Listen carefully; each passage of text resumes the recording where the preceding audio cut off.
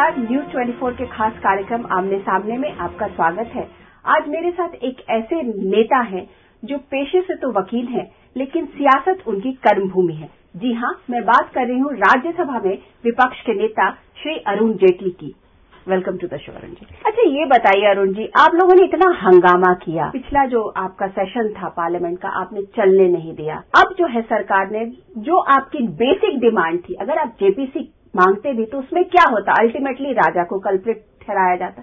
राजा already हो चुके, अब आपकी जेपीसी की डिमांड है क्यों? ये वो सरकार है, जब अपराध हुआ दिसंबर जनवरी 2007-2008 में, इतना बड़ा फ्रॉड इस देश के इतिहास में आज तक नहीं हुआ। जो अमाउंट्स हैं, कम से कम लोग कहते हैं 70-80 हजार, 1,76,000 करोड़ तक जा सकता है। उसको रोका नहीं गया। चिदम्बरम साहब का पत्र छपा है कि 15 जनवरी 2008 को प्राइम मिनिस्टर को कहा कि इसको रोको। वो फाइनेंस मिनिस्टर थे, नहीं रोका। पार्लियामेंट में उठाया, मीडिया में उठाया। राज्यसभा की बहस 2.25 साल पुरानी है, मैंने खुद आरंभ की, 3 दिन चली।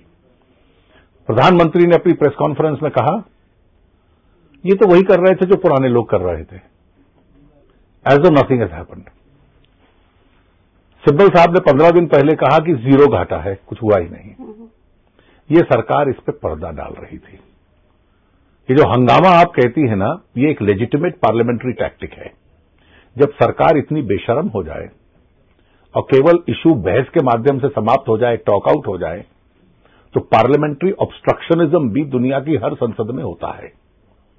आज अगर वो ऑब्स्ट्रक्शनिज्म ना होता तो राजा अभी भी मंत्री होते। सीबीआई ये कार्रवाई ना करती।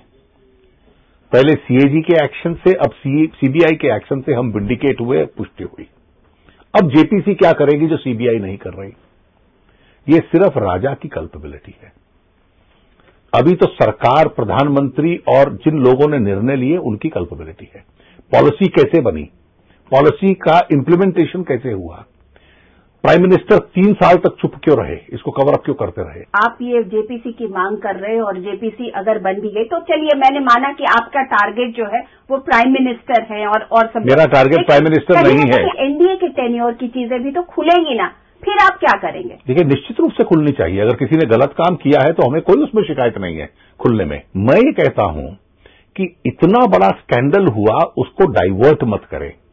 राजा की कल्पेबिलिटी एक इसका मुद्दा था, लेकिन इसके अलावा इंस्टीट्यूशनल हेल्थ जो है, विभिन्न संस्थाओं का स्वास्थ्य आज क्या है, ये तो जेपीसी देखेगी, ये सीबीआई नहीं देख सकती। नहीं, लेकिन वो जब छींटे आप लोगों पर भी पड़ेंगे तब क्या होगा? मैं इस प्रिजम्पशन के ऊपर की डर जाऊं कि राजा के भ्रष्टाचार को और प्रधानमंत्री के इनएक्शन को इसलिए एक्सपोज मत करो कि हमारा कोई आदमी पुराने हरकत में फंस जाएगा। आप जेपीसी पे अभी भी अड़े रहेंगे? हम बिल्कुल अड़े रहेंगे।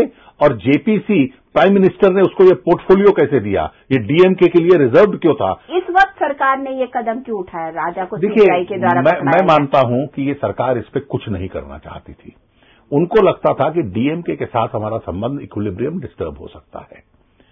इसके बाद जो न्यायपालिका का दबाव बना, पार्लियामेंट की स्टेलमेट का दबाव बना, मीडिया का दबाव भी बना, और सबसे बड़ा जो पब्लिक ओपिनियन का दबाव है कि इतना समर्थन खोते जा रहे हैं भ्रष्टाचार को लेकर। प्रधानमंत्री के एसेट क्या थे? पहला था कि इकोनॉमिस्ट है, दूसरा था कि ईमानदार आदमी है, कोई बहुत एक्सपीरियंस पॉलिटिशियन तो थे नहीं। इकोनॉमिस्ट कितने बड़े हैं, इंप्लीमेंट करने में आया तो आज भी 17% से ज्यादा इन्फ्लेशन फूड प्राइसेस की है, 3 साल से चल रही है। और सरकार ऐसी है कि आसपास गंदगी है, एक ईमानदार आदमी उसको रोक नहीं पाता। मैं ये मानता हूं कि सरकार पे इस सब फैक्टर्स का इतना दबाव था कि उसकी वजह से जब एफआईआर सीबीआई से लॉन्च हुआ और इन्वेस्टिगेशन आरंभ हुई, गोली चलाना इनके हाथ में था। वो किसको कब जाके लगेगी, वो तो अब गोली अपना रास्ता खुद तय कर रही है। डीएमके आप लोगों से भी काफी साठगांठ करने की कोशिश में था, ऐसी बात सही है क्या? डीएमके से हमारी कि बीच में जब ये पार्लियामेंट सेशन जब नहीं चल रहा था, काफी बातचीत पीछे से चल रही थी कि डीएमके आपके साथ आ जाएगा वहां पे। डीएमके और बीजेपी की, डीएमके और एनडीए की कोई बातचीत आज तक नहीं हुई, मैं स्पष्ट कर दूं।